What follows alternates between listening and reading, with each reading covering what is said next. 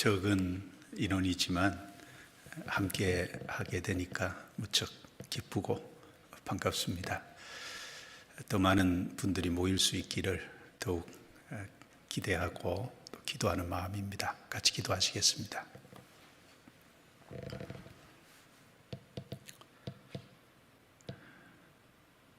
거룩하시고 은혜로우시고 자비로우신 우리 아버지 하나님, 우리의 영혼을 죄와 사망에서 구원해 주시고 하나님의 거룩한 자녀로 삼아 주신 은혜를 진심으로 감사합니다. 또 저희를 구원해 주심을 인해서 모든 찬송과 존귀와 영광을 우리 아버지 하나님께만 돌립니다. 교회를 통해서 이 마지막 때 더 많은 사람에게 복음이 전해지게 하시고 전 세계에 힘있게 전도되게 도와주신 것을 감사합니다. 복음이 전해지는 모든 나라, 또 모든 선교사들, 모든 형제자매들 주님 함께해 주셔서 더욱 그 마음과 생각을 붙잡아 주시고 신앙을 경곡해 도와주시고 주님의 영광을 위해서 복음을 힘있게 전하고 맡겨진 일을 잘 감당할 수 있도록 도와주옵소서. 코로나19로 비록 어려운 가운데 있지만 그 가운데서도 신앙을 붙잡아 주시고 또 전도가 힘있게 되도록 도와주신 것을 믿고 감사합니다. 그러나 많은 장애가 있는 것도 사실입니다. 주님이 코로나19 하루빨리 종식되게 도와주셔서 저희가 더욱 자유롭게 교제하고 봉사하고 힘있게 전도를 할 수 있도록 기회를 주시고 또 힘있게 전도하는 가운데 재림하시는 주님을 맞이할 수 있도록 도와주옵소서. 오늘도 주님의 피로 구원받은 성도들이 또 현장에서 또 온라인으로 함께 모일 수 있도록 도우심을 감사합니다. 이 시간을 통해서 우리에게 필요한 말씀을 나타내 주시고 말씀을 통해 우리의 마음을 위로해 주시고 새 힘을 주시기를 기도합니다. 우리의 행보를 말씀 위에 굳게 세워주시고 우리가 어떻게 행해야 될지를 더욱 깨달아 알게 해 주옵소서. 하나님 앞에 우리의 허물과 잘못이 무엇인지도 깨닫게 해주시고 더욱 고쳐감으로 말미암아 주님 보시기에 합당한 사람들, 쓰임받는 사람들이 다 될 수 있도록 도와주옵소서. 오늘 모든 시종을 주께 의지합니다. 우리를 구원해 주신 주 예수님 이름으로 기도드리옵니다. 아멘. 성경 출애굽기 15장을 찾겠습니다.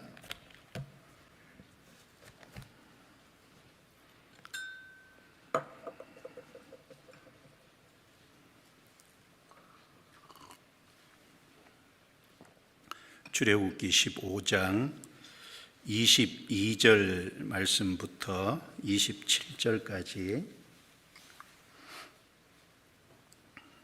제가 읽겠습니다. 출애굽기 15장 22절입니다. 모세가 홍해에서 이스라엘을 인도하며 그들이 나와서 수르 광야로 들어가서 거기서 사흘 길을 행하였으나 물을 얻지 못하고 마라에 이르렀더니 그곳 물이 써서 마시지 못하겠으므로 그 이름을 마라라 하였더라.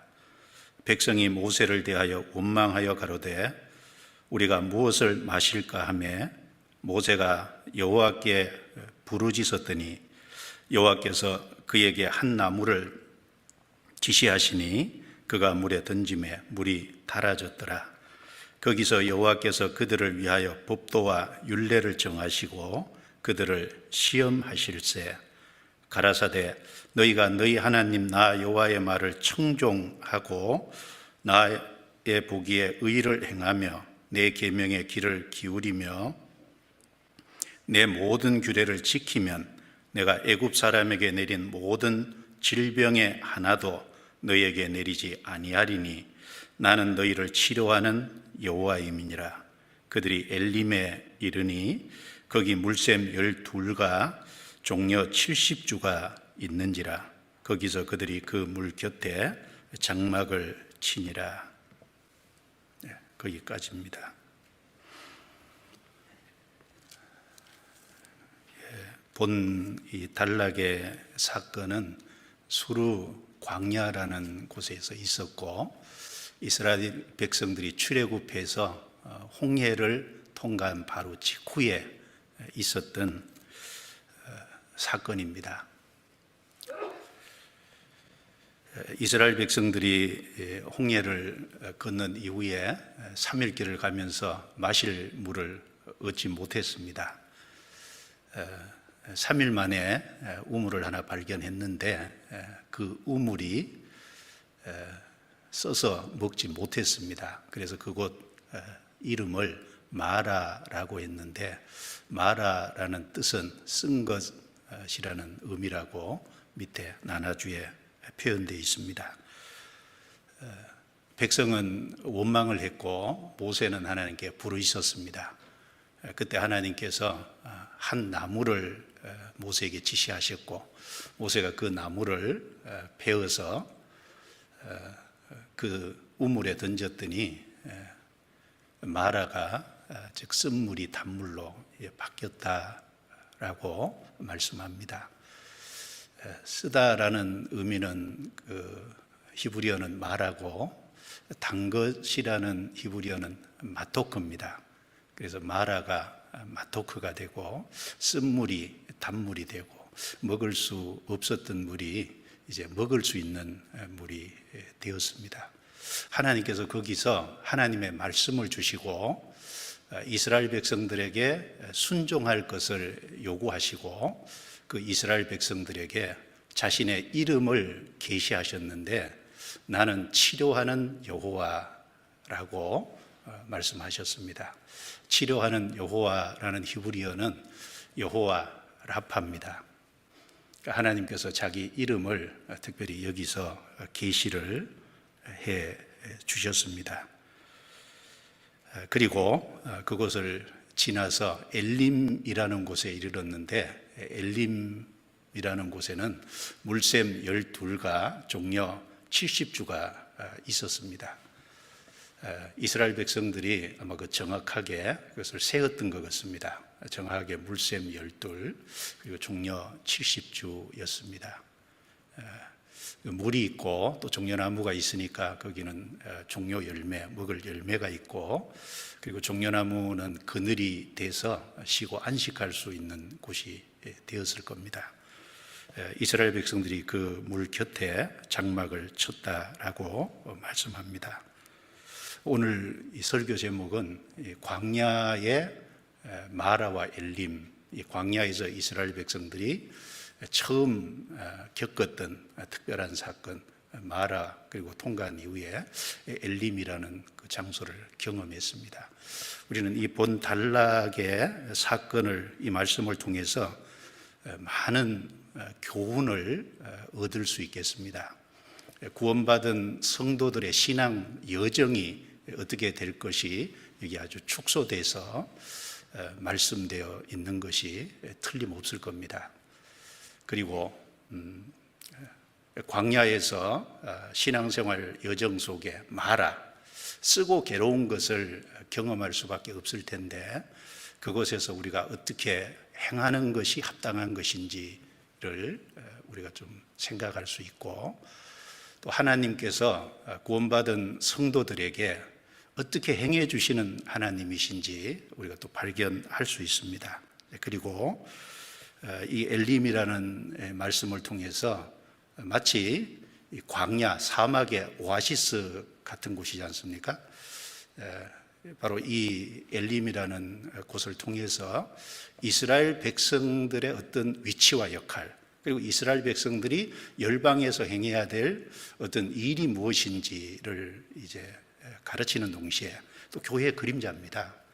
이 세상에서 교회와 성도들의 위치와 사명이 무엇인지를 우리에게 정확하게 가르쳐 주고 있다고 여겨집니다. 그래서 구체적으로 하나하나 시간 되는 대로 말씀을 상고해 보려고 합니다. 먼저 22절을 보시겠습니다.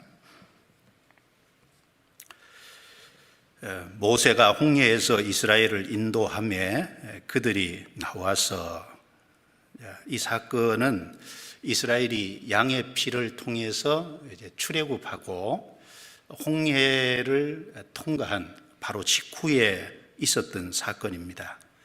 이스라엘 백성들이 출애굽하고 홍해를 통과했을 때 그들에게는 기쁨과 감사가 있었습니다. 그리고 하나님을 향한 찬양과 경배가 있었습니다. 그래서 이스라엘 백성들은 너무 기뻐서 춤을 추었다라고 바로 그 출애굽기 15장 앞쪽에서 말씀을 하고 있습니다. 그 앞에 19절부터 보겠습니다. 19절.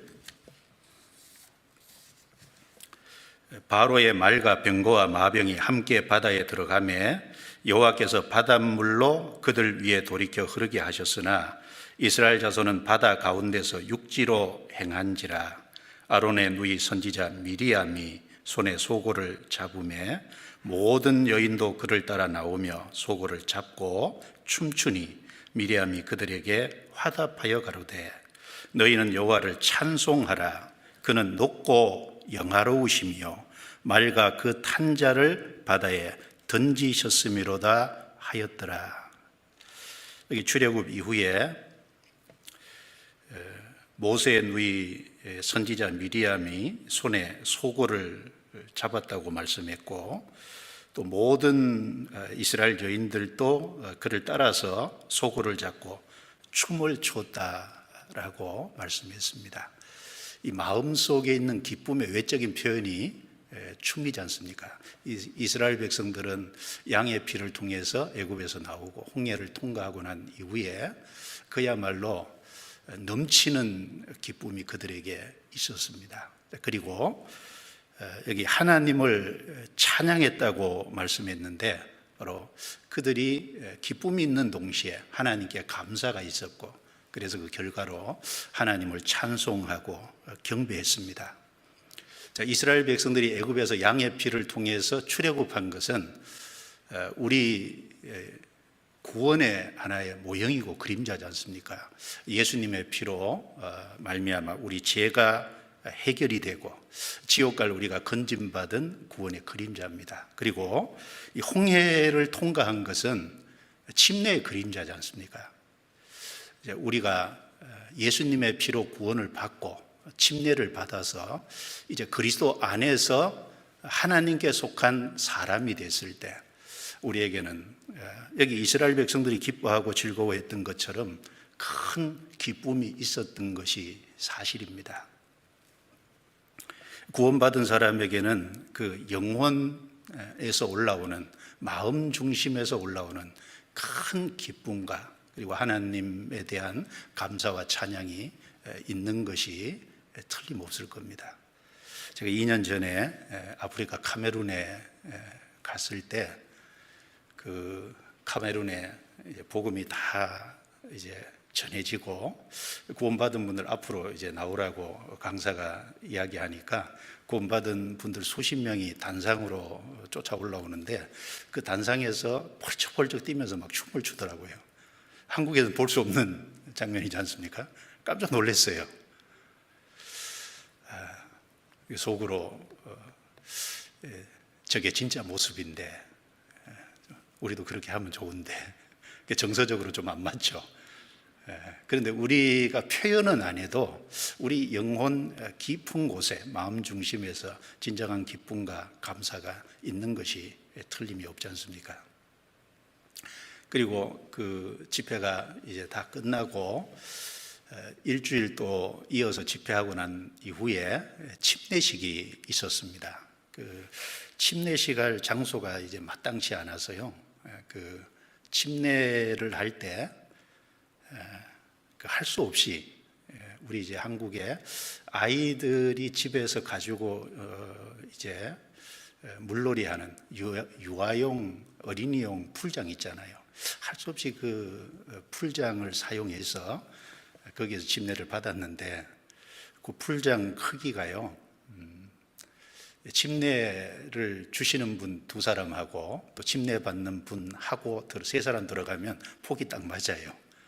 그리고 길이는 한 사람 딱 누우면 딱 맞을 정도 이제 됩니다. 그리고 물을 유아용 풀장이니까요, 물을 높이 채울 수도 없고, 그래서 무릎 정도 조금 차는, 그러니까 완전히 눕혀야 돼요. 거기서 무려 한 70명 정도가 침례를 물을 바꾸지 않고 받았으니까요, 제 속으로 이래도 되나 이제 싶은 생각이 들었는데, 그럼에도 불구하고 너무 기뻐하고 좋아하는 거예요. 구원을 받았다는 사실, 주님께 속했다는, 천국 갈 자격을 얻었다는 것 때문에 너무 기뻐하는 그런 모습을 볼 수 있었습니다. 성경의 사무엘하 6장에 보면 다윗성으로 하나님의 법궤가 들어올 때 다윗은 그 법궤 앞에서 힘을 다해서 춤을 췄다고 했습니다. 법궤가 들어오는 것은 마치 하나님이 들어오시는 것하고 같잖아요. 법궤는 하나님을 상징하고 있으니까 얼마나 기뻤겠어요. 힘을 다해서 춤을 추는. 그리고 시편 150편 4절에 보면 소고치며 춤추어 찬양하며 현악과 통소로 찬양할지어다 라고 말씀했습니다. 춤추며 찬양하라고. 시편 126편에 보면 이스라엘 백성들이 바벨론에서 70년 포로 생활하다가 해방됐을 때 그 기쁨을 거기다 표현을 해놨는데요, 1절부터 3절에 보면 우리가 꿈꾸는 것 같았다. 참 70년 포로 생활하다 해방이 됐으니까요, 그 얼마나 기뻤겠습니까? 꿈꾸는 것 같았다. 그리고 우리 입에는 웃음이 가득하고 우리 혀에는 찬양이 찼었도다. 그리고 이스라엘 백성들이 열방을 향해서 여호와께서 우리를 위하여 대사를 행하셨으니 우리는 기쁘도다 라고 선포했다는 겁니다. 70년 포로 생활한 그 가운데서 건진받은 것도 그렇게 기쁘고, 또 400년 애굽에서 종살이하는 그 가운데서 건진받은 그것도 기쁘고 즐거운 일이지만, 영원히 지옥에 들어갈 죄인이 죄를 용서받고 그 가운데서 건진받은 것은 그야말로 그보다 훨씬 더 큰 기쁨과 즐거움임에 틀림이 없습니다. 우리는 외적으로 춤추지는 않을지라도 구원받은 사람의 영혼 속에는 진정한 기쁨과 즐거움이 있습니다. 베드로전서 1장 그래서 8절 9절 말씀에 우리가 예수를 보지 못하였으나 사랑하는도다. 이제도 보지 못하나 믿고 말할 수 없는 영광스러운 즐거움으로 기뻐하니 믿음의 결국 곧 영혼의 구원을 받음이라. 말할 수 없는 영광스러운 즐거움으로 기뻐한다고 했습니다. 말로 다 표현할 수 없죠. 그리고 구원받지 않은 사람은 전혀 이해할 수도 없는 그 영혼의 기쁨과 즐거움입니다. 하나님은 그 기쁨을 주셨기 때문에 데살로니가 전서 5장 16절 말씀에 항상 기뻐하라. 이는 그리스도 예수 안에서 너희를 향하신 하나님의 뜻이니라 라고 말씀하셨습니다. 우리에게 참된 기쁨을 주시고, 그리고 그 기쁨을 주셨기 때문에 육신의 어떤 상황과 상관없이 항상 기뻐하라고 명령하고 계십니다. 그래서 시편 4편 7절에는 주께서 내 마음에 두신 기쁨은 저희의 곡식과 새 포도주에 풍성할 때보다 더하니이다. 내 마음에 두신 기쁨이라고 했습니다. 없어질 기쁨이 아니라 주님이 주셨기 때문에 영원히 사라지지 않을 그 기쁨인 것을 말씀합니다. 이제 이스라엘 백성들은 그 출애굽 이후에 그 기쁨과 감사 그리고 찬양과 경배가 있었습니다. 그리고 이제 거기 홍해를 나와서 그 이후에 광야로 이제 들어갔습니다. 22절 모세가 홍해에서 이스라엘을 인도하며 그들이 나와서 수르 광야로 들어가서 거기서 사흘 길을 행하였으나 물을 얻지 못하고 마라에 이르렀더니 그곳 물이 있어서 마시지 못하겠으므로 그 이름을 마라라 하였더라. 이스라엘 백성들이 출애굽하고 홍해를 통과하고 난 이후에 그들을 기다리고 있었던 것은 광야였습니다. 그리고 3일 길을 가도 마실 물을 얻지 못했습니다. 모처럼 또 우물을 얻었는데 그 우물이 써서 마실 수가 없었습니다. 그래서 그곳 이름을 마라, 쓴 것이라고 그 장소를 그렇게 표현했다는 것입니다. 출애굽 이후에 처음 그들이 맞이한 것은 광야였습니다. 광야가 어떤 곳입니까? 광야는 그 사막은 아닙니다. 가끔 가다 보면은 풀도 좀 있고, 그리고 가끔 가다 보면 나무도 좀 있어요. 그러나 황량한 곳이면은 틀림이 없습니다. 그리고 낮의 기온은 영상 한 50에서 60도 정도가 되고요. 밤의 기온은 영하 10도 이하로 내려갑니다. 그래서 낮에는 너무 덥고 밤에는 너무 춥고, 그래서 낮밤에 기온차가 최소 60 내지 70도 정도 기온차가 되니까 사람이 도무지 살 수 없는 곳입니다. 그리고 광야는 마실 물과 먹을 양식이 없는 곳이지 않습니까? 그리고 아말렉 군대가 있습니다. 그리고 정갈과 불뱀이 있는 위험한 곳입니다. 하나님의 도움 없이는 전혀 살아갈 수 없는 그 광야가 그들 앞에 기다리고 있었다는 겁니다. 그리고 그 광야에서도 3일 길을 갔는데 물을 찾지 못하는, 그리고 모처럼 물을 만났는데 마라라고 하는 마실 수 없는 쓴물이 그들 앞에 있었습니다. 그래서 여기 마라 밑에 나나주에 쓴 것 이렇게 의미를 다시 적어놨습니다. 또 마라는 괴로움이라는 뜻도 있습니다. 룻기 1장에 보면 나오미가 베들레헴을 떠나서 모압 지방에 내려가서 거기 10년 살고 이제 올라왔습니다. 베들레헴으로 다시 왔을 때 그 베들레헴에서 그 나오미를 알아보는 사람들이 저가 나오미가 아니냐, 그럴 적에 나오미가 룻기 1장 20절에 대답하기를 나를 나오미라 부르지 말고 나를 마라라 칭하라 라고 이야기를 했습니다. 나오미는 희락이라는 의미입니다. 근데 마라라는 의미는 그 룻기 1장 20절 그 밑에 나나주에 보면 괴로움이라는 의미라고 거기 기록을 하고 있습니다. 이 나오미의 모습을 보면 베들레헴을 떠나서 모압으로 가서 10년 동안 사는 동안에 남편을 잃었잖아요. 과부가 됐지 않습니까? 그리고 두 아들이 결혼을 했는데 며느리 두 사람만 남겨둔 채 두 아들도 다 죽었어요. 그리고 가지고 내려갔던 재물이 10년이 지나면서 몽땅 다 없어지고 소진하고 가난한 채로 돌아왔습니다. 그야말로 베들레헴을 떠나서 모압 땅에 산 10년의 세월은 괴로움과 고통의 연속입니다. 그게 마라입니다. 마라.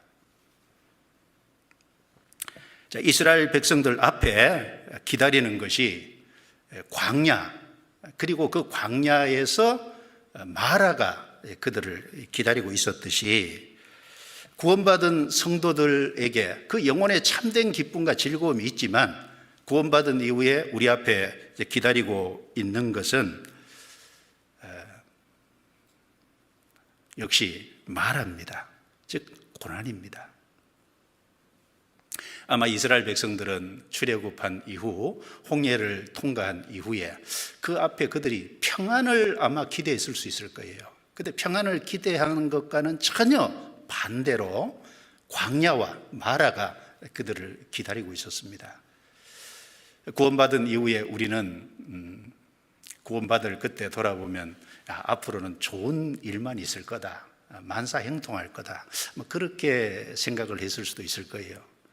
그러나 육신적으로만 두고 본다면 구원받기 이전보다 더 큰 어려움이 우리 앞에 기다리고 있을 수도 있습니다. 만사형통이 아니라 만사불통이 될 수도 있습니다. 우리의 육신 속에는 아직 변화되지 않는 죄성이 있고, 그리고 우리를 유혹하고 대적하는 이 세상과 마귀도 있습니다.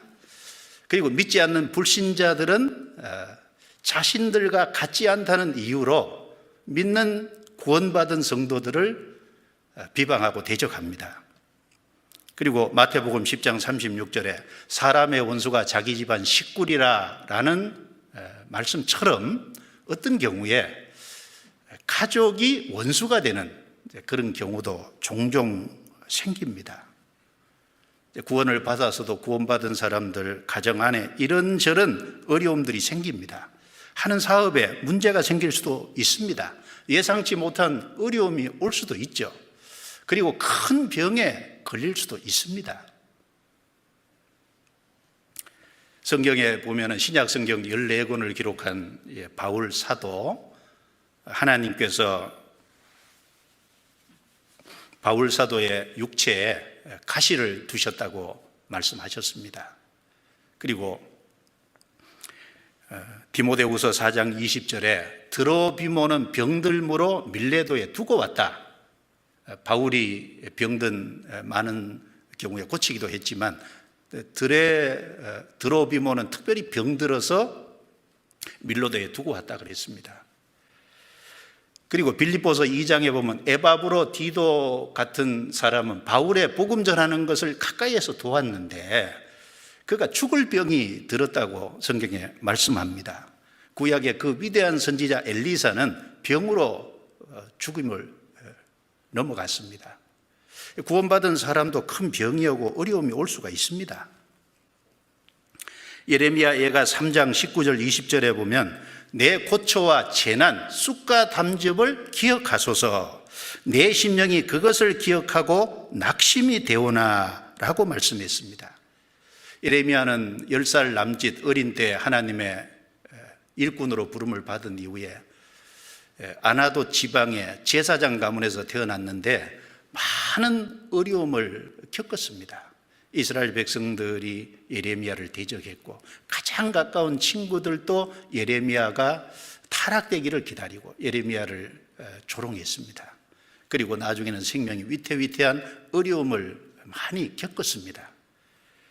예레미야 예가 3장 19절에 말씀하기를 내 고초와 재난 곧 쑥과 담즙이라고 했습니다.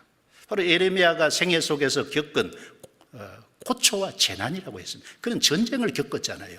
이스라엘 나라 예루살렘이 망하는 것을 봤고, 그리고 이스라엘 백성들이 바벨론에 포로 잡혀가는 것을 봤고, 많은 사람이 죽임을 당하고 옆에서 죽어가는 모습을 봤습니다. 그걸 쑥과 담즙이라고 했습니다. 쑥은 쓰지 않습니까? 담즙도 씁니다. 그리고 그 쑥과 담즙, 고초와 재난, 그것을 기억할 때는 낙심이 된다 그랬어요. 낙심이 될 정도, 때로는 절망할 수밖에 없을 정도의 큰 어려움이 오기도 합니다. 이스라엘 백성들 출애굽한 이후, 홍해를 통과한 이후에 그들 앞에 기다리고 있었던 것이 광야, 그리고 광야에서 마라, 쓴 것, 괴로움이 그들 앞에 기다리고 있었던 것처럼 구원받은 사람에게도 반드시 광야, 그리고 광야에서 경험하게 되는 마라가 있습니다. 이것은 있을 수도 있고 없을 수도 있는 것이 아니라 반드시 하나님이 통과해야 되는 과정으로 주신 겁니다. 왜 출애굽 이후에 가장 첫 번째 이것을 경험하게 하셨을까요? 왜 이것을 성경에 기록해 놓으셨을까요?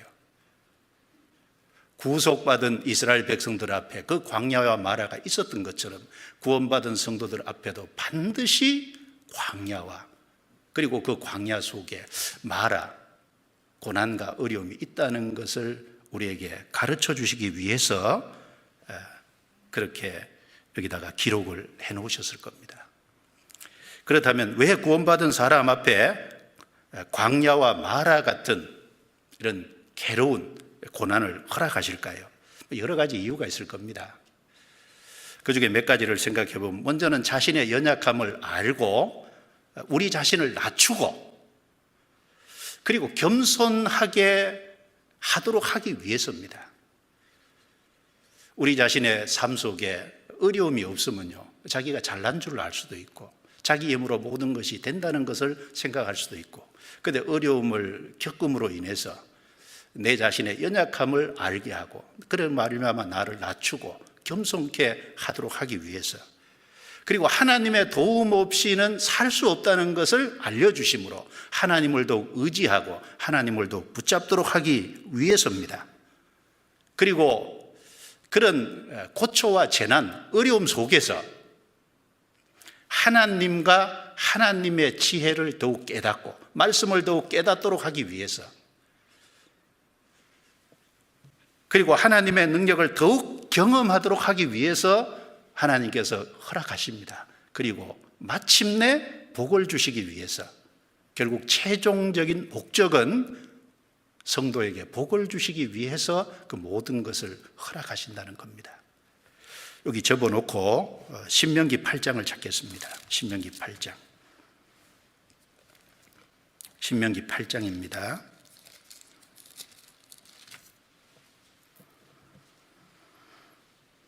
신명기 8장 2절.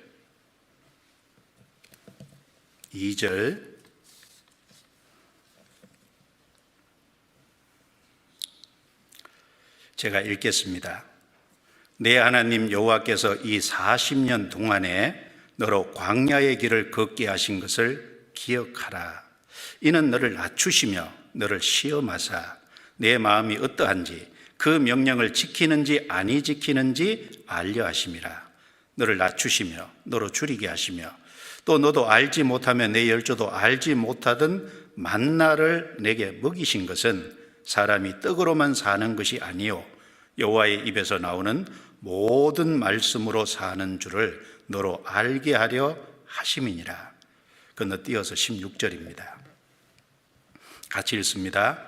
내 열조도 알지 못하던 만나를 광야에서 내게 먹이셨나니 이는 다 너를 낮추시며 너를 시험하사 마침내 내게 복을 주려 하심이었느니라.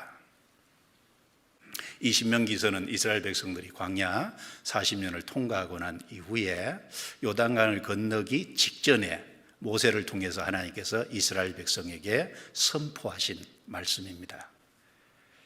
자, 이 말씀 속에 광야를 통과하게 하신 목적이 정확하게 진술되어 있습니다. 2절에 내 하나님 여호와께서 이 40년 동안에 너로 광야의 길을 걷게 하신 것을 기억하라. 이스라엘 백성들은 40년 동안 광야를 통과했습니다. 그리고 가나안 땅에 들어갔습니다.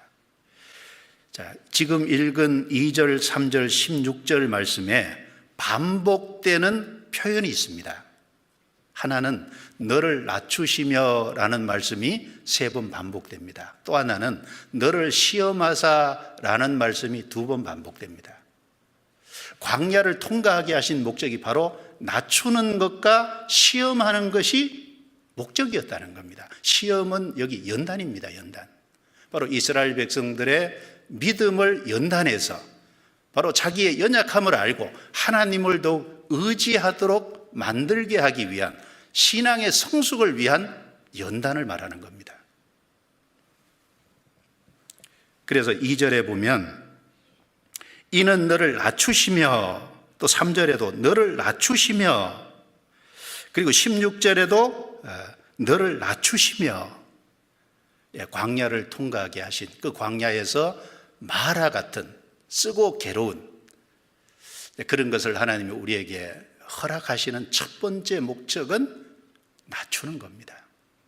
우리 자신의 연약함을 알고 우리 자신의 무능함을 알고, 그리고 내가 할 수 없다는 걸 스스로 알도록, 그래서 하나님 앞에 우리 자신을 겸손케 만들기 위해서입니다. 그리고 하나님을 더욱 의지하는 그 믿음을 키움으로, 연단하심으로 말미암아 하나님께서 마침내 복을 주시기 위해서 그렇게 하셨다는 겁니다.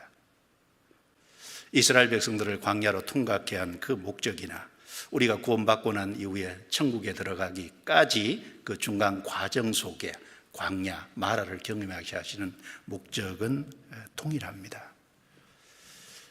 이 성경 안에 나오는 믿음의 선진들 이 삶 속에 보면 광야 같은, 마라 같은 것을 경험하지 아니한 믿음의 선지는 한 사람도 없습니다. 하나님이 갈대아 우르에서 아브라함을 이끌어내시고 가나안 땅에 들이셨는데 가나안 땅에 들어가서 기근이 왔습니다.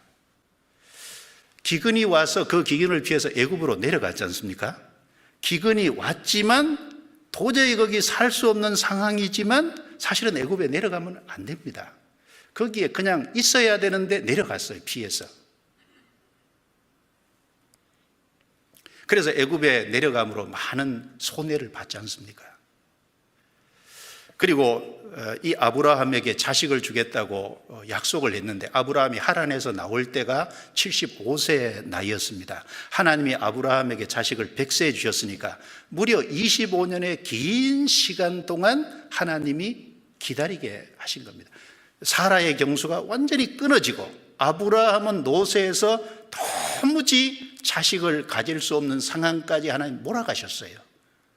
그리고 난 이후에 하나님을 의지하는 그 믿음을 굳건히 하시고 그리고 결국에는 자식을 주셨습니다. 야곱의 생애 속에 보면 야곱은 간사한 자라는 뜻이고 하나님이 야곱을 이스라엘로 고쳐주셨는데 이스라엘은 하나님과 겨루어 이겼다는 뜻입니다. 하나님이 야곱을 이스라엘로 만들기 위해서 많은 시간 훈련을 하셨지 않습니까? 야곱보다 더 고단수인 사람, 외삼촌 라반의 집에 20년 동안 있도록 해서 그 가운데서 연단하셨습니다. 그리고 그 라반의 집에서 이끌어내서 다시 이스라엘 땅으로 돌아오는데 형 에서가 400명의 군사를 거느리고 온다는 소식을 듣고 그때서야 야곱이 하나님 앞에 주저앉아서 창세기 32장에 보면 야복강가에서 밤새도록 하나님과 씨름해서 결국은 하나님의 축복을 받아내지 않습니까? 그런 지경까지 하나님이 몰고 가셨습니다. 요셉의 생애 속에 보면 하나님이 요셉에게 치리자가 되겠다는 꿈을 주셨습니다. 그런데 요셉은 당장 치리자가 된 것이 아닙니다. 요셉은 형들의 미움을 받아서 애굽에 팔려갔습니다. 그리고 억울한 누명을 쓰고 감옥에 들어갔습니다. 감옥에서 2년 동안 있었습니다. 무려 애굽에서 13년 훈련시킨 이후에 30살이 됐을 때 비로소 애굽의 총리가 됐지 않습니까? 하나님이 요셉을 그렇게 몰아가셨습니다. 욥기서를 보면 욥은 우스 땅에서 가장 큰 부자고 하나님을 가장 크게 경외하는 사람입니다. 그런데 하나님이 그 욥을 더 크게 축복해 주시기 위해서 욥의 모든 재산도 뺏어가고 모든 자식도 다 걷어가고 욥의 몸에 병이 들어서 여러 달 고생하는, 그리고 욥의 친구는 와서 욥에게 죄 때문에 하나님께서 징벌 주신 게 아니냐고 욥을 정죄하고 욥의 아내는 욥에게 하나님을 욕하고 죽으라고 하고 욥에 가까이 있던 친척들은 욥을 다 외면하고 심지어 종도 욥의 말을 듣지 않는 그런 상황까지 떨어졌습니다.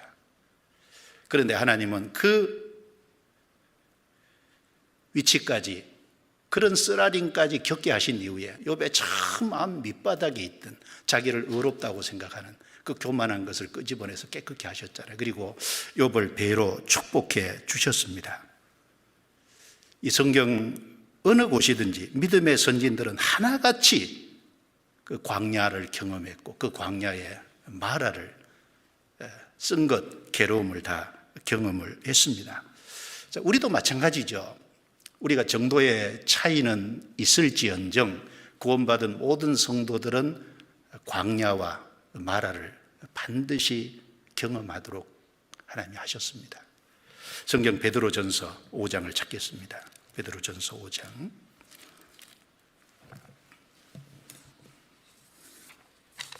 베드로전서 5장입니다.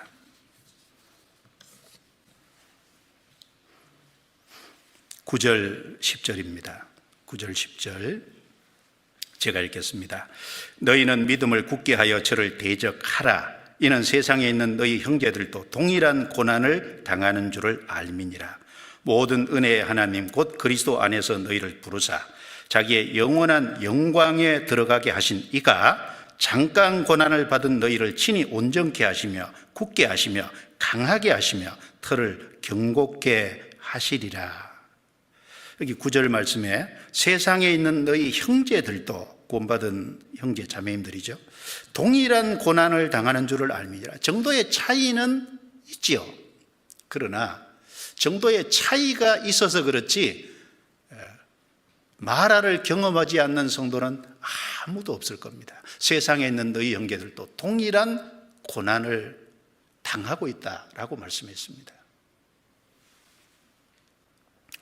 그리고 10절 말씀에 모든 은혜의 하나님이라고 했습니다. 자, 우리에게 구원의 은혜를 주신 것도 은혜죠. 또한 생애 속에, 광야 신앙 여정 속에 마라를 경험하게 하시는 것도 하나님의 은혜입니다. 그래서 그리스도 안에서 너희를 부르사, 여기 부르셨다는 건 구원이고, 자기 영원한 영광에 들어가게 하시니가, 영광에 들어가게 하시는 것도 은혜고, 잠깐 고난을 받은 너희를 고난받게 한 것도 은혜입니다. 왜냐하면 잠깐 고난을 통해서 온전케 하시고 굳게 하시고 강하게 하시고 털을 견고케 하십니다. 우리가 자주 말씀을 듣습니다. 고난 속에서 하나님이 함께 하신다는 걸 배웁니다. 고난 속에서 하나님의 능력을 경험합니다. 고난을 통해서 복음이 전해지는 것을 봅니다. 고난을 통해서 하나님의 영광이 나타나고 하나님 앞에 갔을 때 칭찬과 존귀와 영광을 얻게 될 겁니다. 그 다 고난을 통해서 하나님이 하십니다. 그래서 구원받은 이후에 이스라엘 백성들이 출애굽 이후에 광야 그리고 마라를 경험했던 것처럼 모든 그리스도인은 구원받은 이후에 광야 그 속에서 마라를 경험하도록 하신 것이 하나님이 정하신 코스라는 겁니다. 코스입니다. 우리는 그것을 기억해야 될 겁니다. 자, 출애굽기 15장 넘기겠습니다. 출애굽기 15장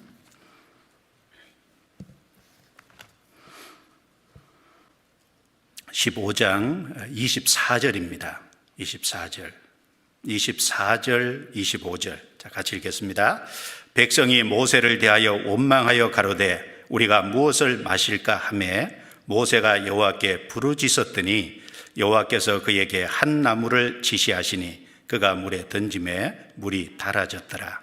거기서 여호와께서 그들을 위하여 법도와 율례를 정하시고 그들을 시험하실세. 자, 그 광야 그리고 마라를 경험한 이스라엘 백성들은 모세를 대해서 원망했다, 이렇게 여기 기록을 하고 있습니다. 물론 백성들이 모세를 원망한 것은 출애굽 이후 홍해를 통과한 직후부터 원망한 것은 아니었을 겁니다. 여기 3일 후에 원망을 했습니다. 이 출애굽하고 홍해를 통과하고 난 이후에 이스라엘 백성들은 큰 기쁨과 감사, 찬양과 경배가 있었습니다. 이제 3일 길을 가는데 처음 하루 길을 갔을 때 마실 물을 얻지 못했습니다. 물이 없으면 사람이 살 수 없지 않습니까? 처음부터 그렇다고 첫날부터 하나님을 원망했으리라고 생각지 않습니다. 큰 기쁨과 즐거움 그리고 감사와 찬양이 있었기 때문에 그 처음 물을 얻지 못했을 때 첫날 아마 그 기쁨과 감사와 찬양이 아마 많이 좀 줄었을 거예요. 둘째 날 다시 길을 갈 때 아마 더 목소리가 줄어들었을 겁니다. 그리고 그 기쁨이 더 적어졌어요. 그리고 마침내는 그쳤을 수 있습니다. 3일째 길을 가는데 역시 마실 물을 얻지 못했습니다. 이제 마음속에서 원망과 불평이 올라왔습니다. 그러나 밖으로는 표현하지 않았어요. 모처럼 물을 얻었는데 쓴물 마라였습니다. 이제 그 마음속에 있던 원망과 불평이 바깥으로 이제 드러나서 이스라엘 백성들은 급기야 모세를 원망했습니다. 자, 사람에 대한 원망이지만 사실은 하나님에 대한 원망이라는 것을 생각을 해야 될 겁니다. 모세가 누굽니까? 모세가 이스라엘 백성들을 홍해를 통과하게 하고 홍해에서 수루 강야 그리고 마라로 이끌어온 장본인입니까? 하나님이 이끌어 오신 겁니다. 성경 출애굽기 13장 21절 말씀에 보면 하나님께서 그들 앞에 행하사 낮에는 구름 기둥으로 그들의 길을 인도하시고 밤에는 불 기둥으로 그들에게 비치사 주야로 진행하게 하시매라고 말씀했습니다. 이스라엘 백성들이 애굽을 나온 이후에 홍해까지 올 동안 하나님께서 낮에는 구름 기둥으로 그들의 앞에서 인도해 주셨고 그리고 밤에는 불 기둥으로 비추어서 주야로 진행하도록 하셨습니다. 그럼 홍해를 통과한 이후에는 모세가 이끌었을까요? 역시 홍해를 통과한 이후에도 구름 기둥이 앞에서 인도했을 겁니다. 불 기둥이 비치사 그들을 진행하게끔 하나님께서 하셨을 겁니다. 결국은 광야로 그리고 마라로 이끌고 오신 분은 모세가 아니라 하나님입니다. 이스라엘 백성들이 모세를 대해서 원망한 것은 결국은 하나님에 대한 원망입니다. 하나님이 쓰시는 일꾼에 대한 불평과 원망은 결국 그 일꾼을 세우신 하나님에 대한 불평과 원망입니다. 그리고 이스라엘 백성들은 이때만 원망한 것이 아닙니다. 광야 40년을 통과하면서 이스라엘 백성들은 항상 끊임없이 계속적으로 원망을 했어요. 그리고 원망의 이유도 아주 다양했습니다. 여기는 물이 쓰다고 원망했습니다. 그리고 출애굽기 16장에 가면은 먹을 양식이 떨어져서 먹을 것이 없다고 원망했습니다. 출애굽기 17장에 가면 마실 물이 없다고 신광야에서 이스라엘 백성들이 또 원망을 했습니다. 민수기 14장에 가면은 이스라엘 백성 12지파 지도자들을 가나안 땅으로 보내서 그 가나안 땅을 정탐하게 하고 그들의 그 가나안 땅을 정탐한 그 정탐꾼들의 악평을 듣고 이스라엘 백성들은 한 장관을 세워서 애굽으로 돌아가자는 운동을 하면서 하나님께 크게 원망했습니다. 그리고 민수기 16장에 보면 고라와 다단과 아비람과 해중의 족장 250명이 그 레위 지파 소속인데 고라는 그 성막에서 봉사하는 일이 큰 일임에도 불구하고 모세와 아론은 겉으로 드러난 직분을 행사하고 있으니까 그 모세와 아론의 직분을 탐내서 결국은 반역을 했지 않습니까? 큰 원망을 했습니다. 그리고 민수기 21장에 보면은 길이 험하다고 에돔 땅을 통과하면 좋은데 에돔 땅을 둘러가니까 길이 험하다고 그 길이 험한 것 때문에 또 원망했습니다. 자, 여기 홍해를 통과한 직후 3일 만에 원망했잖아요. 사람의 한계가 3일인 것 같습니다. 그 민수기 11장에 보면 또 3일 만에 원망한 것이 또 나옵니다. 이스라엘 백성들이 이곳을 통과해서 시내산에서 십계명 두 돌판을 받고 그리고 성막의 설계도를 봐 성막을 다 완성하는 데 시간이 좀 걸렸어요. 그리고 모든 것이 완성된 이후에 이제 출발을 했어요. 그리고 3일 길을 딱 가서 민수기 11장에 보면 1절에 바로 10장 끝과 11장 1절에 보면 3일 만에 또 원망했습니다. 사람은 참 3일 아주 짧은 기간이잖아요. 이렇게 원망을 했습니다. 이 원망을 보면서 뭘 생각하십니까? 우리 속으로 이렇게 생각할 수 있어요. 나는 그때 거기 있었으면 나는 원망 안 했을 건데. 정말 그럴까요?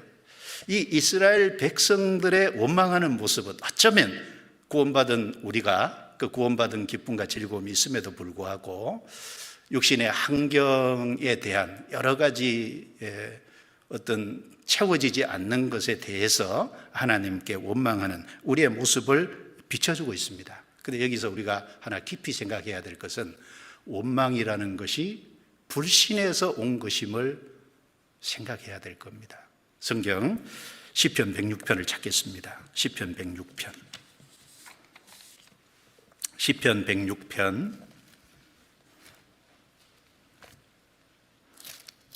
시편 106편 24절 25절입니다.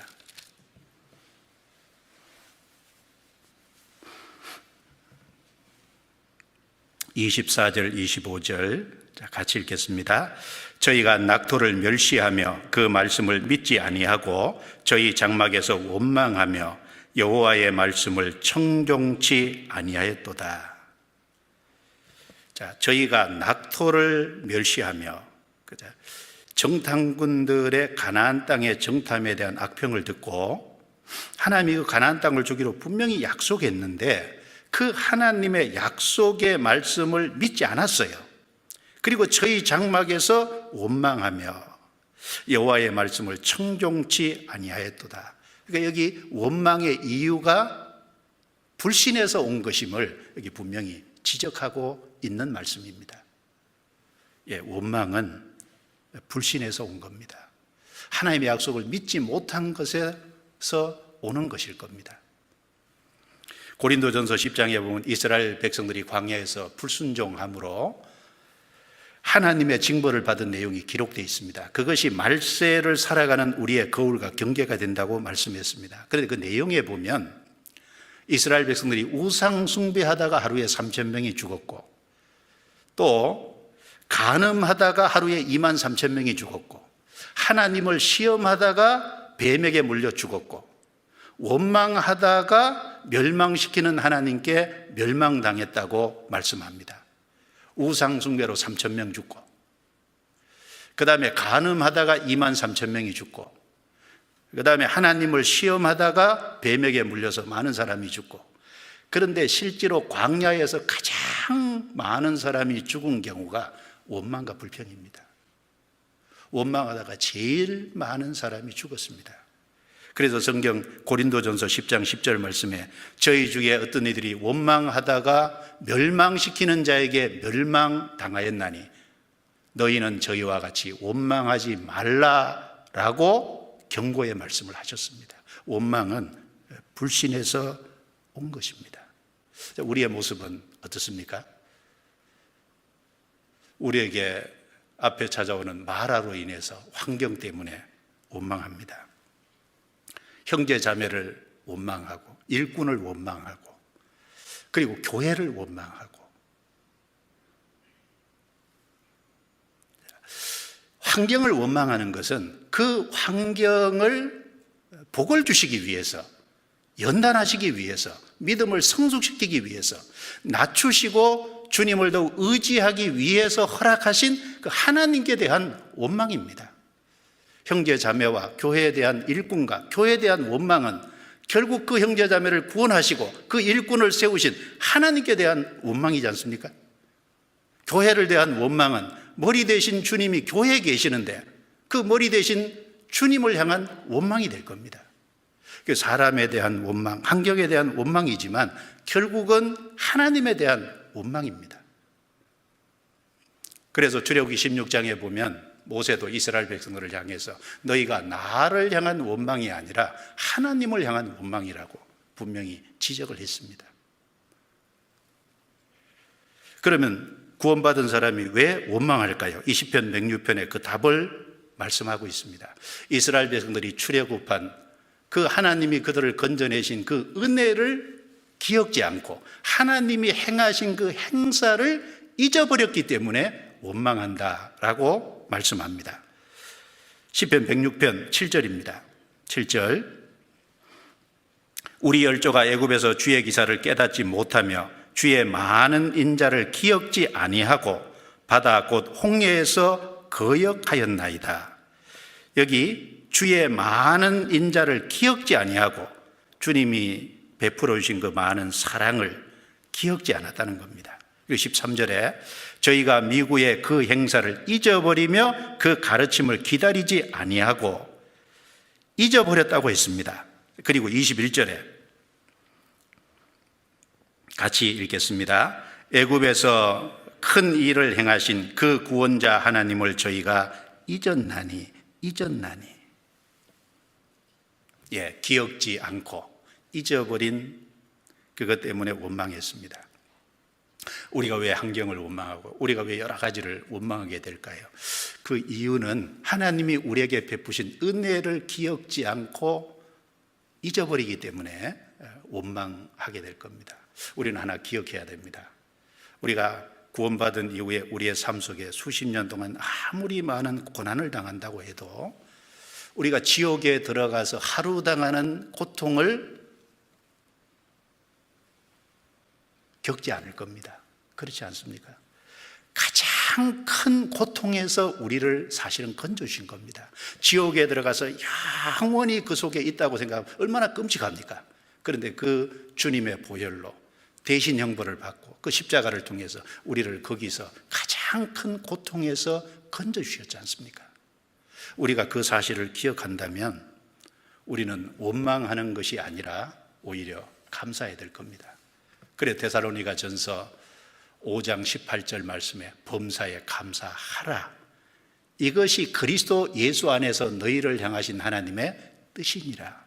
불평과 원망이 아니라 감사하는 것이 마땅하다는 겁니다. 자, 출애굽기 15장 다시 보겠습니다. 출애굽기 15장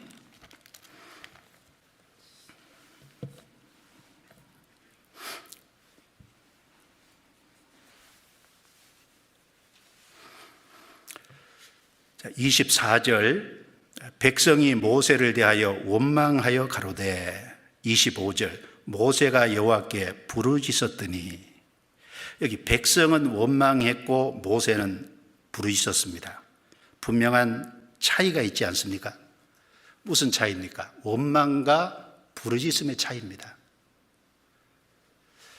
백성은 마라라는 쓴 환경을 보고 원망했고 모세는 바로 그 쓴물을 단물로 변화시킬 수 있는 하나님께 부르짖은 겁니다.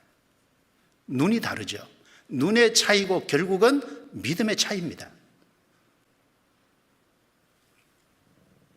창세기 13장에 아브라함과 롯은 눈의 차이, 믿음의 차이가 있습니다. 아브라함과 롯이 애굽에 내려갔다가 이제 올라와서 아브라함은 신앙이 회복됐고 롯은 회복되지 못했습니다. 아브라함의 목자와 롯의 목자가 좋은 목초지를 두고 다툼이 있을 때 아브라함은 롯에게 제안하기를 네가 자하면 나는 우하고 네가 우하면 나는 자하겠다. 바로 그 좋은 목초지를 선택할 수 있는 선택권을 아브라함 자기에게 있음에도 불구하고 자기 조카 롯에게 양보를 했습니다. 그런데 창세기 13장 10절 11절 말씀에 보면 이에 롯이 눈을 들어 요단 들을 바라본 적 소알까지 물이 넉넉하니 하나님이 소돔과 고모라를 멸하시기 전이었는 거로 에덴 동산 여호와의 동산 같고 애국과 같았더라 라고 말씀했습니다. 그래서 롯이 요단들을 바라봤기 때문에 결국 요단 온 들을 택해서 아브라함을 떠났어요. 가나안 땅을 떠난 겁니다. 그리고 점점 시간이 지나가면서 창세기 13장 13절에 보면 그 장막을 옮겨 소돔까지 이르렀더라. 소돔으로 결국 들어갔습니다. 그런데 롯이 떠난 이후에 하나님이 아브라함에게 나타나서 아브라함에게 창세기 13장 14절 15절 말씀해 보면 너는 눈을 들어 너 있는 곳에서 동서남북을 바라보라. 보이는 땅을 내가 너와 내 자손에게 주리니 영원히 이르리라 라고 약속을 했습니다. 요단들은 물이 넉넉했습니다. 그런데 아브라함이 거하고 있는 가나안 땅은 사실은 어떤 면에서 불모지였을 거예요. 황량했습니다. 롯은 눈을 들어서 좋은 목초지를 찾아갔습니다. 그런데 아브라함은 하나님이 약속한 그 가나안 땅에 이 땅을 내게 준다고 하는 그 약속을 믿고 그곳에 머물렀잖아요. 바로 눈의 차이고 그 눈의 차이는 결국 믿음의 차이에서 온 겁니다. 롯은 환경을 바라봤고 아브라함은 그 환경을 바꿀 수 있는 하나님을 바라본 겁니다. 자, 백성은 원망했고 모세는 부르짖었습니다. 분명한 차이가 있습니다. 우리는 광야 같은 이 세상에서 마라, 즉 쓰고 괴로운 것을 반드시 경험하게 됩니다. 우리는 그때 어떻게 해야 될까요? 원망해야 될까요? 모세처럼 부르짖어야 될까요? 해결책은 오직 부르짖는 거라는 겁니다. 해결책은 부르짖는 겁니다. 모세는 부르짖었습니다. 부르짖는다는 것은 하나님께 기도하는 것이고 구하는 것입니다. 구하는 것을 말하는 동시에 간절히 구하는 것입니다. 하나님은 부르짖는 것에 응답하시고 도와주십니다. 자, 이스라엘 백성들이 애굽에서 400년 종살이 할 때 부르짖어서 출애굽했지 않습니까? 출애굽기 2장 23절 말씀에 이스라엘 자손은 고역으로 인하여 탄식으로 부르짖으니 그 고역으로 인하여 부르짖는 소리가 하나님께 상달되었더라 라고 말씀했습니다. 자, 애굽에서 종살이하는 그 건축하는 일에 동원돼서 노예 생활하는 그것으로 인해서 탄식함으로 부르짖었다는 겁니다. 그 부르짖음이 하나님께 상달되었더라, 하나님께까지 갔어요. 하나님이 응답하시고 모세를 보내서 이스라엘 백성들을 그 가운데서 건져줬습니다. 사사기 15장에 보면 삼손 이야기가 나오는데 삼손이 나귀 턱뼈 하나 가지고 블레셋 사람 1000명을 쳐 죽였습니다. 그리고 심히 목말랐습니다. 그래서 사사기 15장 18절 말씀에 보면 삼손이 심히 목마름으로 여호와께 부르짖어 가로되 주께서 종의 손으로 이 큰 구원을 베푸셨사오나 내가 이제 목말라 죽어서 할례 받지 못한 자의 손에 빠지겠나이다. 자, 큰 구원을 허락하신 건 틀림없지만 이제 내가 목말라 죽어서 할례 받지 못한 자 손에 내가 죽임당할까 봐 하나님 이거 어떡합니까? 삼손이 부르짖었다 그랬어요. 부르짖었다고. 하나님이 어떻게 하셨습니까? 사사기 15장 19절 말씀에 보면 한 우묵한 곳이 있었는데 거기 하나님이 탁 터치니까 거기 물이 솟아났어요. 그래서 삼손이 그 물을 먹고 정신이 회복되어 소생되었다라고 말씀했습니다. 그래서 그 지명을 에나꼬레라고 했습니다. 에나꼬레라는 뜻이 부르짖는 자의 샘이라는 뜻입니다. 부르짖을 때 하나님이 샘을 터쳐주신 거예요. 우리 1층에 에나꼬레 있지 않습니까? 부르짖는 것이 답입니다. 이사야 58장 9절에 내가 부를 때에는 나 여호와가 응답하겠고 부르짖을 때에는 내가 여기 있다 하리라. 부르짖을 때에는 내가 여기 있다. 하나님이 자신을 나타내 주신다는 겁니다. 임마누엘이죠. 하나님이 자기를 나타내 주신다는 건 간섭하고 도와주시겠다는 약속입니다. 신약 성경 빌립보서 4장 6절 7절 말씀에도 아무것도 염려하지 말고 오직 모든 일에 기도와 간구로 너희 구할 것을 감사함으로 하나님께 아뢰라. 그리하면 모든 지각에 뛰어나신 하나님의 평강이 그리스도 예수 안에서 너희 마음과 생각을 지키시리라 라고 약속을 하셨습니다. 자, 모든 지각에 뛰어나시는 하나님이라는 말씀은 모든 인간의 지혜를 모든 인간의 이해를 초월하시는 하나님이라는 뜻입니다. 그 하나님께서 도와주셔서 너희 마음과 생각을 지키시리라. 평강을 주시리라. 평강을 하나님이 지켜주시면 평강이 이루어집니다. 하나님이 간절히 구할 때 그 상황을 바꿔주실 수도 있습니다. 설령 바꿔주시지 않을지라도 마음과 생각은 하나님께서 지켜주시겠다고 약속하셨습니다. 자, 부르짖을 때 하나님이 해주신 내용이 무엇입니까? 여기 25절에 모세가 여호와께 부르짖었더니 여호와께서 그에게 한 나무를 지시하시니 그가 물에 던짐에 물이 타라졌더라. 자, 쓴 물이 단물로 바뀌었습니다. 쓴 것은 마라라고 했고 단 것은 히브리어로 마토크라고 말씀드렸습니다. 마라가 마토크로 바뀌었습니다. 쓴 물이 단물로 바뀌고 변화됐습니다. 마실 수 없는 물이 마실 수 있는 물로 바뀌고 변화됐습니다. 부르짖을 때 주님이 그것을 이루어 주신 겁니다. 그런데 어떤 방법으로 이루어 주셨느냐? 하나님이 한 나무를 지시하셨어요. 모세가 그 나무를 그 물에 던졌습니다. 그랬더니 달아졌다고 말씀했습니다.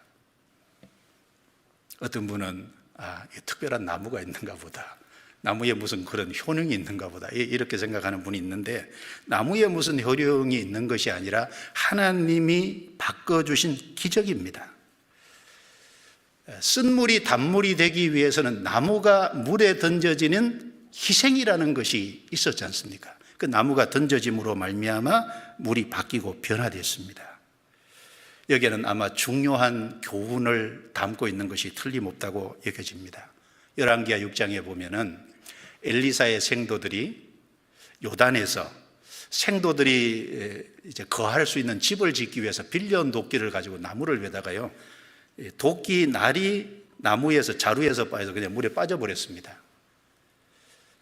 자, 이제 그 당시에 철 연장은 아주 귀했고 값 비쌌고 그래서 문제가 생겼어요. 그걸 엘리사 선지자에게 말했더니 엘리사 선지자가 한 나뭇가지를 잘라서 그 물에 던졌더니 그 도끼가 떠올랐다는 겁니다. 자, 빌려온 도끼인데, 정말 유용한 도끼인데 그것이 물에 빠져서 쓸모없는 도끼가 된 거지 않습니까? 그 나뭇가지가 던져짐으로 그 도끼가 다시 떠올라서 쓸 수 있는 유용한 도끼가 됐다는 말씀입니다. 거기에도 보면 한 나뭇가지가 던져졌어요. 요한복음 5장 39절에 예수님 말씀에 이 성경이 곧 내게 대하여 증거하는 것이로다. 성경은 예수 그리스도를 증거하는 것이 목적입니다. 자, 이스라엘 백성들이 광야길을 갈 때 반석에서 물을 냈습니다. 그 반석을 치니까 물이 나왔지 않습니까? 바로 반석 되시는 예수님이 십자가에 고난을 당하심으로 말미암아 바로 우리를 구원하시고 우리에게 성령을 주실 것에 대한 하나의 그림자지 않습니까? 그리고 하늘에서 만나를 내렸습니다. 생명의 떡 되신 예수님의 그림자지 않습니까?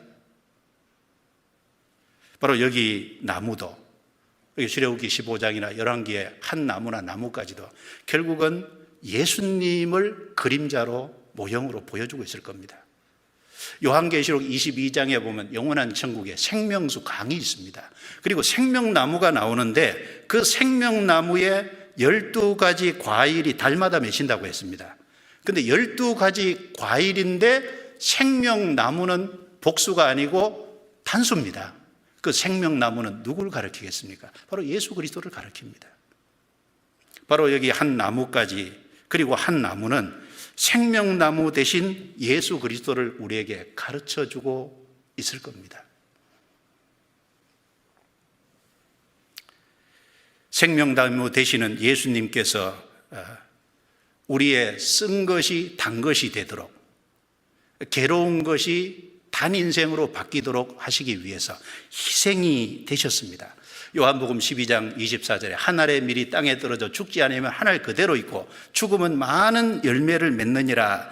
예수님이 한 알의 밀처럼 십자가에 죽으셨잖아요. 희생이 되셨습니다. 저 높고 높은 천국에서 이 낮고 낮은 인간 세상으로 내려오셨고 던져지셨잖아요. 바로 십자가에 던져지시고 희생되신 겁니다. 그 예수님 희생으로 말미암아 우리의 쓴 인생이 단 인생으로 바뀌었지 않습니까? 마라가 마토크가 된 겁니다. 쓴 것이 단 것이 된 겁니다. 우리가 구원받음으로 쓴 것이 단 것이 되지 않습니까? 죄로 말미암아 심판을 받아 지옥 갈 수밖에 없는 마라 같은 인생이었잖아요. 그런데 예수님으로 말미암아 구원을 받아서 천국 가는 마토크 같은 단 인생으로 바뀌었지 않습니까? 삶에 아무 의미와 목적이 없는 쓴 인생이었습니다. 그런데 예수님으로 말미암아 이제 인생의 참된 목적과 의미를 정확하게 알고 그 목적과 의미대로 살아가는 단 인생이 되지 않습니까? 슬픔과 고통과 근심과 걱정뿐인 마라 같은 인생입니다.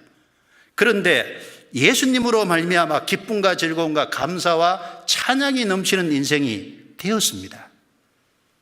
요한복음 2장에 보면은 예수님께서 첫 번째 하신 기적이 포도주 떨어진 잔치집에 가서 그 포도주 물을 포도주로 바꾼 기적이 기록되어 있습니다. 전도서 10장에 보면은 잔치는 희락을 위한 것이고 포도주는 생명을 기쁘게 하는 것이다 라고 말씀했는데, 잔치는 희락을 위해서 있고 포도주는 생명을 기쁘게 하는 것인데, 잔치집에 포도주가 떨어졌다는 건 기쁨과 즐거움이 없어진 인생을 의미합니다. 그런 마라 같은 인생, 쓴 인생, 괴로운 인생, 그런데 예수님으로 말미암아, 이제 십자가로 말미암아, 예수님이 대신 형벌 받아주심으로 말미암아 이제 기쁨과 즐거움과 감사와 찬양이 넘치는 그런 인생으로 바꿔주셨습니다. 아담 안에 속한 마라 같은 옛사람이 이제 예수님으로 말미암아 이제 그리스도 안에 들어옴으로 단 새 사람이 됐습니다. 죄로 말미암아 쓸모없던 인생이, 마라 같은 인생이 이제 예수님으로 말미암아 비로소 쓸모 있는 인생, 의미 있는 인생, 쓰임받는 인생이, 단 인생이 된 겁니다. 도끼가 빌려왔다고 했지 않습니까? 그게 우리의 모습을 가르치지 않습니까? 우리의 인생은 하나님께 빌려온 겁니다. 그런데 죄로 말미암아 아무 쓸모없게 된 거예요. 그런데 예수 그리스도의 십자가로 말미암아 생명나무 되시는 주님의 희생으로 말미암아 이제 구원을 받아서 하나님 앞에 쓰임받는, 하나님의 복음을 전하고 하나님의 영광을 나타내는 일에 사용되는 단 인생으로 바뀌었습니다. 이것이 우리의 구원받은 모습을 가르쳐 줍니다. 그리고 구원받은 이후에 삶 속에서도 우리는 마라를 만날 때 그곳에서 생명나무 대신 예수님으로 말미암아 단 것을 역시 느낍니다. 시편 119편 보겠습니다. 시편 119편. 시편 119편.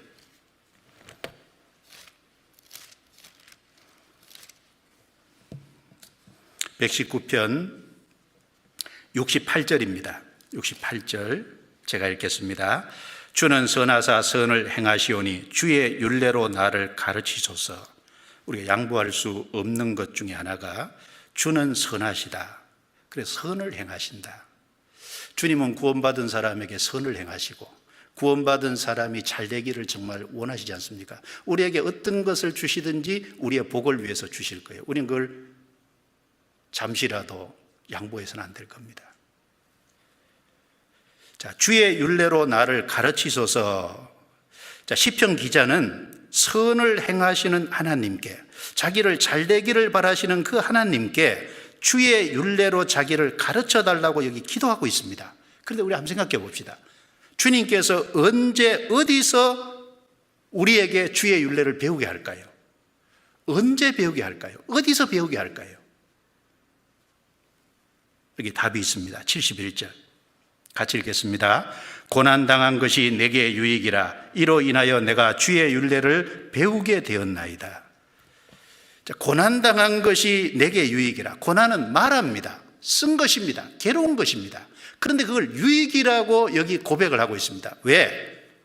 이로 인하여 내가 주의 율례를 배우게 됐나이다. 우리는 마라를 경험할 때 거기서 주님의 율례도 같이 배웁니다. 주님의 말씀도 같이 깨닫습니다. 그래서 비록 쓴 것이지만 거기서 단 것을 주님으로 말미암아 우리가 느끼게 되는 겁니다. 그래서 67절에 이렇게 말씀합니다. 같이 읽어볼까요? 고난당하기 전에는 내가 그릇 행하였더니 이제는 주의 말씀을 지키나이다. 자, 고난당하기 전에는 진정한 의미에서 주님의 율례를 알 수 없었다는 의미고 순종할 수도 없었다는 의미입니다. 그러나 고난을 당할 때 거기서 주의 율례를 배우고 비로소 주님의 말씀을 지킨다는 여기 고백입니다.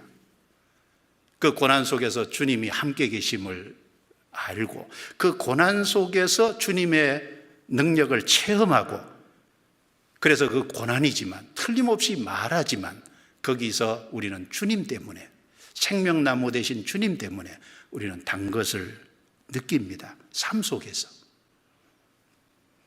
그래서 고난 속에서 하나님을 더 깊이 알고 하나님의 뜻과 말씀을 더욱 깨달아 가잖아요.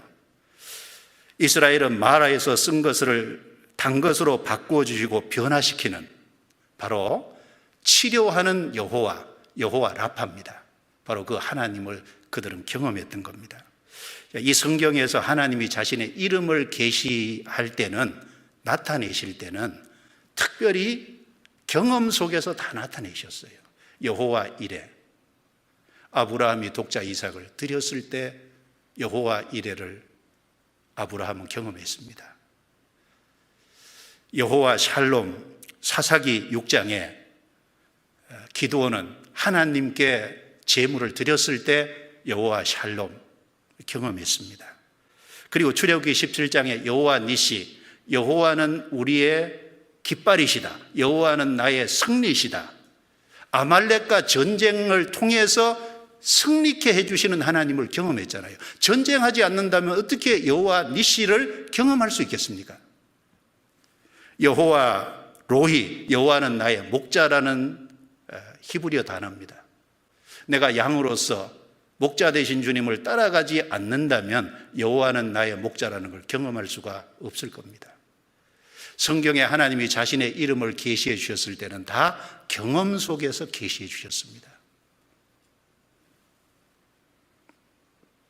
그래서 우리는 환난 중에도 틀림없이 마라 중에서도 단 것을 느낍니다. 왜? 나뭇가지가 던져져서 달게 된 것처럼 바로 생명나무 되시는 예수님이 우리와 함께 계시기 때문에 쓴 것이지만 단 것을 틀림없이 경험하게 됩니다. 그 유익한 것을 경험하게 됩니다.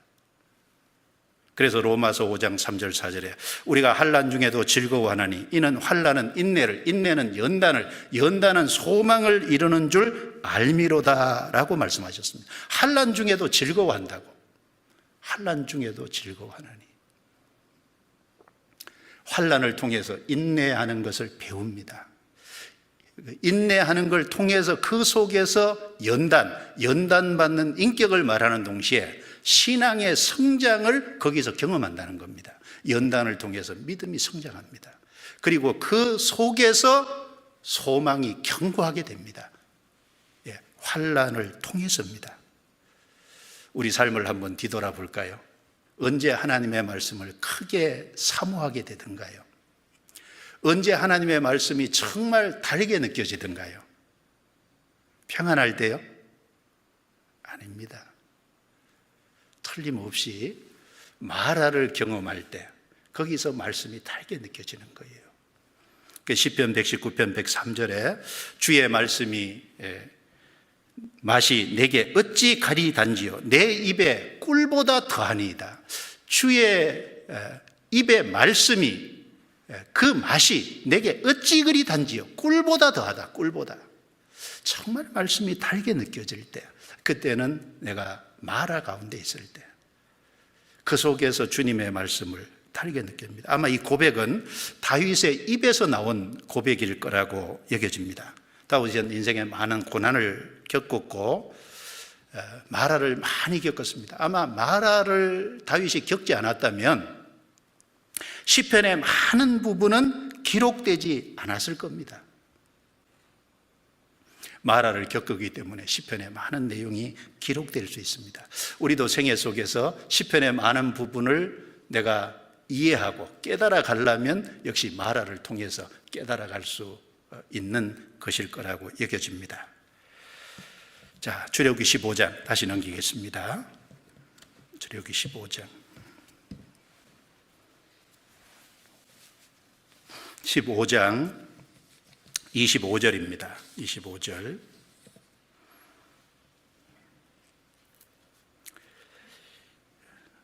그가 물에 던짐에 물이 달아졌더라. 그 다음에요. 거기서 여호와께서 그들을 위하여 법도와 율례를 정하시고 그들을 시험하실세. 여기 시험하셨다는 건 연단하셨다는 겁니다. 이런 상황을 통해서 그들이 주님을 더욱 의지하도록 연단하신 겁니다.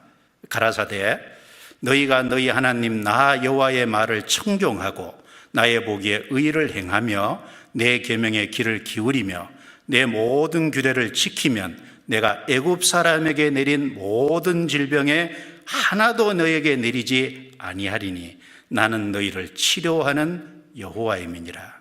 치료하는 여호와, 하나님이 자기 이름을 여기 계시하셨습니다. 쓴 것을 단 것으로 바꿔주시는 이 상황을 통해서 하나님은 자신이 치료하는 여호와, 여호와 라파라는 자신의 이름을 계시해 주신 겁니다.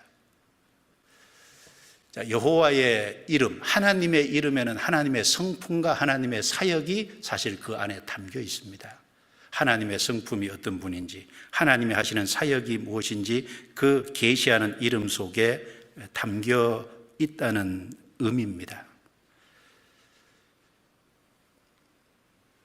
하나님은 자신을 치료하는 여호와, 여호와 라파, 또 여호와 로페 그렇게 사용하는데 여호와 라파로 자신을 계시하셨어요.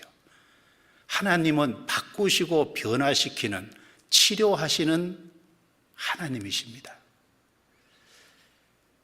자, 하나님은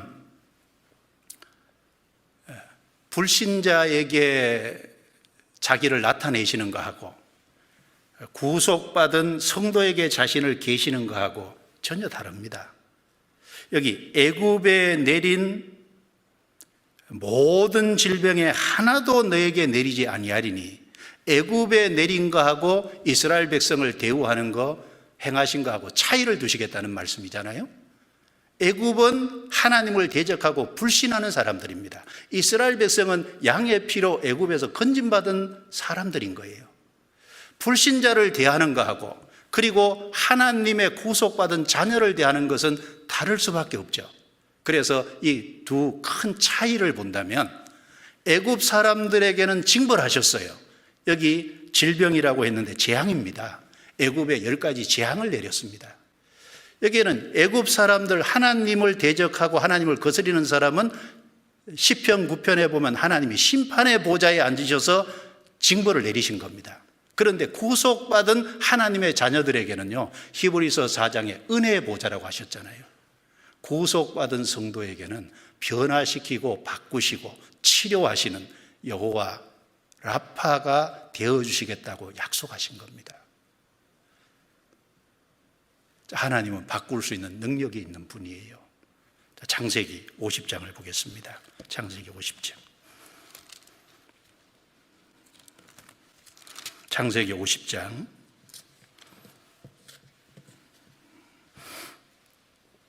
50장 20절입니다. 20절.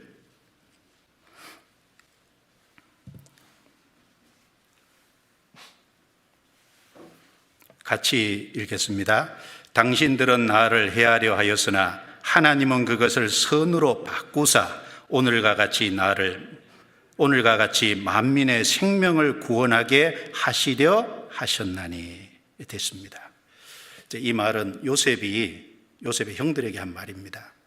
요셉의 아버지 야곱이 죽은 이후에 혹시라도 요셉이 자기들을 해할까 겁이 났어요.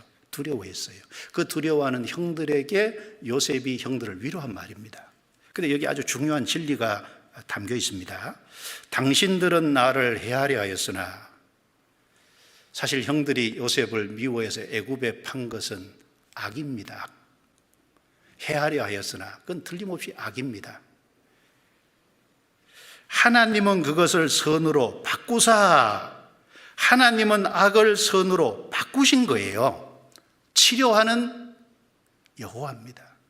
바꾸고 변화시키는 여호와 하나님이십니다.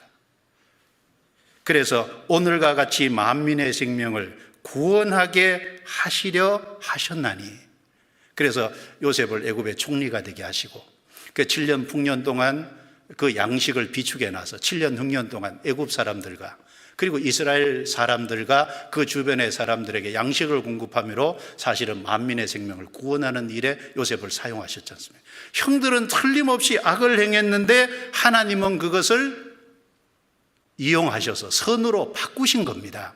그리고 만민의 생명을 구원하는 도구로 요셉을 사용하셨어요. 이스라엘 백성들은 예수님을 미워해서 예수님이 구세주인 줄 알아보지 못하고 로마 사람들의 손을 빌어서 십자가에 못 박아 죽였습니다. 그건 틀림없이 악입니다. 그런데 하나님은 그 십자가에 우리의 모든 죄를 짊어지고 거기서 대신 형벌을 받게 하심으로 은혜의 복음을 완성하셔서 그 은혜의 복음이 전해짐으로 악을 선으로 바꾸셔서 지금도 만민의 생명을 구원하고 계시지 않습니까? 하나님은 바꾸고 변화시키는 능력이 충분하시는 초월자 하나님이십니다. 구약의 에스더서를 보면요, 아각 사람 하만이 모르드게를 죽이려고 자기 집에다가 50규빗이나 되는 25m라는 높은 나무를 세웠어요. 그리고 이스라엘 사람들을 하루에 다 죽일 그 조서를 왕에게 계계를 써서 받아냈습니다. 그런데 어떻게 됐습니까? 오히려 그날 이스라엘의 대적이 다 죽임당했지 않습니까? 그리고 모르드게를 달려고 했던 그 집의 높은 나무에는 하만이 대신 달려 죽었습니다. 사도행전 8장에 보면 스데반이 순교당했습니다. 그 스데반의 일로 사도들 외에는 모든 성도들이 예루살렘에서 다 피하고 흩어질 수밖에 없었습니다. 그런데 그 성도들이 흩어짐으로 말미암아 더 빨리 복음이 확장되고 전해지는 계기가 되었습니다. 하나님은 악을 선으로 바꾸셨습니다. 스데반을 죽이고 성도들을 핍박한 건 틀림없이 악입니다. 그러나 하나님은 그걸 선으로 바꾸사 복음이 더 빨리 전해지도록 하셨습니다. 사도행전 16장에 빌립보에 바울이 가서 복음을 전할 때 귀신 들린 여종의 귀신을 쫓아내 주신 그 사건 때문에 억울한 누명을 쓰고 지하 감옥에 갇혔습니다. 틀림없이 악이죠. 그러나 하나님은 그 바울이 옥에 갇힘으로 빌립보 간수와 간수 가족이 구원을 받도록 역사해 주셨습니다. 악을 선으로 바꾸셨습니다. 그래서 우리는 이렇게 고백할 수 있습니다.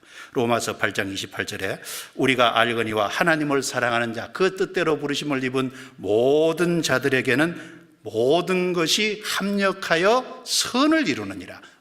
모든 것이 합력하여 선을 이루신. 왜? 이유가 있죠. 여호와 라파의 하나님이 우리와 함께 계십니다. 구속받은 성도들에게 치료하는 하나님이 되어주시겠다고 약속하셨거든요. 모든 상황과 환경을 바꾸어 주시겠다고 약속하신 겁니다. 그런데 우리가 좀 생각해야 될 것이 순서가 있죠. 하나님은 반드시 죄를 먼저 용서해 주시고 그 다음에 나머지 것을 뒤에 따라서 이어서 용서해 주시고, 가장 먼저 치료해 주시는 건 우리의 모든 죄를 십자가를 통해서 복음을 통해서 용서해 주시는, 그걸 먼저 하시고 그 다음에 우리의 삶의 여러 가지 문제도 해결해 주십니다. 그래서 예수님은 여호와 라파, 위대한 의사십니다. 그래서 우리의 영혼의 구원을 위해서 죄 문제를 해결해 주실 뿐 아니라 우리의 삶의 모든 문제를 바꾸시고 변화시켜 주시겠다고 틀림없이 약속하셨습니다. 어떻게 해야 될까요? 우리는 개인의 문제가 있을 때 주님 앞에 가지고 나가야 되지 않겠습니까? 가정 문제도, 그리고 직장 문제도, 내 삶의 여러 가지 변화되지 않는 문제도 쓴 것을 단 것으로 바꾸시는 그 치료하는 여호와가 함께 계시고 치료하는 하나님이 되어주시겠다고 약속했기 때문에 우리는 모든 것을 주님 앞에 가지고 나가는, 그것이 해결책일 겁니다. 하나님은 치료하는 하나님이 되어주시겠다고, 여호와 라파가 되어주시겠다고 약속하셨습니다. 그리고 성도에게 요구하신 것이 있어요. 그것이 무엇이냐 하면은 순종을 요구하셨습니다. 자, 여호와 라파라고 계시하시기 전에 26절에 여기 잠깐 보시죠. 출애굽기 15장 26절에 여기 4번이나 반복하신 말씀이 가라사대 너희가 너희 하나님 나 여호와의 말을 청종하고 나의 보기에 의를 행하며 내 계명의 길을 기울이며 내 모든 규례를 지키면 내가 애굽 사람에게 내린 모든 질병에 하나도 너에게 내리지 아니하리니 나는 너희를 치료하는 여호와임이니라. 여기 4번 반복했습니다. 나 여호와의 말을 청종하고 나 보기에 의를 행하고 내 계명의 길을 기울이고 내 모든 규례를 지키면 한마디로 순종을 요구하신 겁니다. 우리 삶에 치료하는 하나님이 되어주겠다고 약속하시면서 성도에게, 구속받은 성도에게 순종을 요구하셨습니다. 순종. 성도에게 하나님이 요구하시는 것이 순종입니다. 순종할 때 바꾸시는 거예요. 그 에스더서에도 보면은 죽으면 죽으리다 나갈 때 에스더서 4장 16절 그 말씀 뒤에 상을 확 바꿔주시잖아요. 다니엘서 3장에 우상에게 절하고라고 했지만 다니엘의 세 친구가 그럼에도 불구하고 우리는 죽임을 당할지라도 우상을 숭배하지 않아서 풀무불에 던져져서 죽게 그냥 내버려 줄지라도 우리는 왕의 신상에 절하지 아니할 줄을 아옵소서. 순종의 길을 걸었을 때 하나님께서 보호하시고 그리고 그 다음에 하나님이 이름이 더 크게 영광이 드러나게끔 역사해 주셨지 않습니까?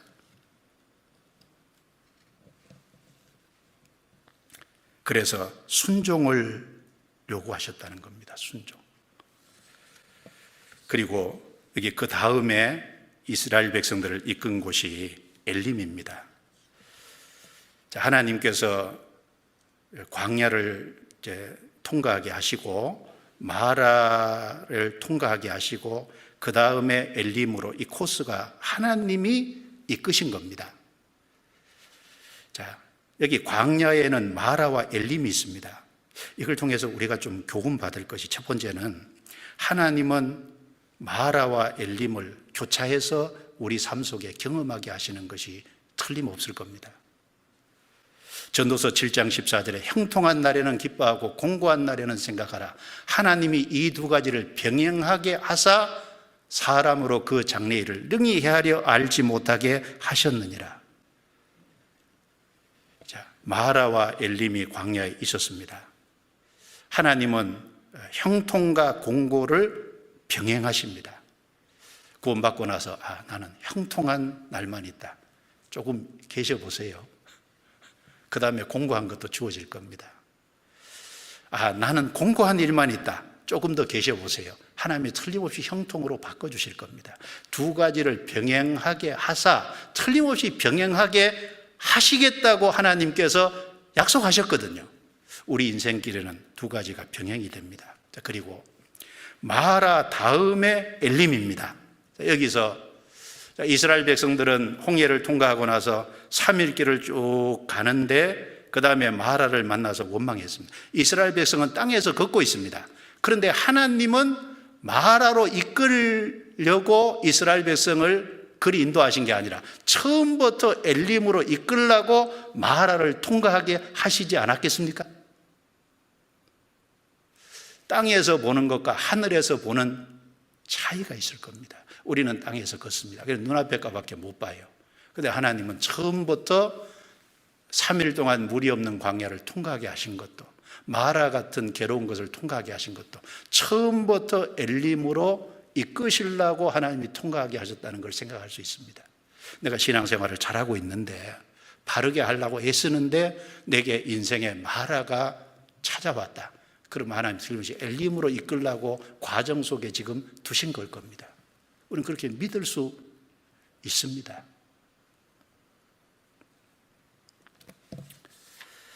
자, 그리고 마라를 통과한 후에 엘림입니다. 큰 틀에서 보면 광야 40년을 통과하고 가나안 땅이지 않습니까? 예수님도 고난을 통과하고 부활과 승천의 영광을 얻으셨지 않습니까?